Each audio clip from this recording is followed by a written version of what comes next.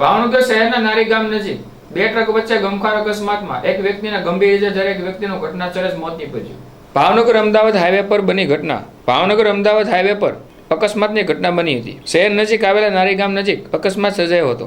Ahmedabad highway પર નારી ગામ નજીક બે ટ્રક વચ્ચે ગમખાર અકસ્માત સર્જાતા લોકોના ટોળા એકઠા થઈ ગયા પામ્યા હતા. વહેલી સવારે અમદાવાદ હાઈવે પર જઈ રહેલો ટ્રક બીજા ટ્રક સાથે પાછળથી ધડાકેભેર અથડાયો હતો. ટ્રક પાછળ અકસ્માત સર્જાતા ચાલક અને અન્ય લોકોને ગંભીર ઇજાઓ પહોંચી હતી. ઘટનાને લઈને વાહન ચાલકો અને લોકોના ટોળા મોટી સંખ્યામાં એકઠા થઈ ગયા હતા. જ્યારે ઇજાગ્રસ્તને સારવાર માટે હોસ્પિટલ ખાતે ખસેડવામાં આવ્યા હતા, જ્યાં એકને ફરજ પરના તબીબે મૃત જાહેર કર્યો હતો, જ્યારે એકની હાલત ગંભીર હોવાનું જાણવા મળ્યું હતું. અકસ્માતની ઘટના અંગે પોલીસ દ્વારા આગળની કાર્યવાહી હાથ ધરવામાં આવી હતી.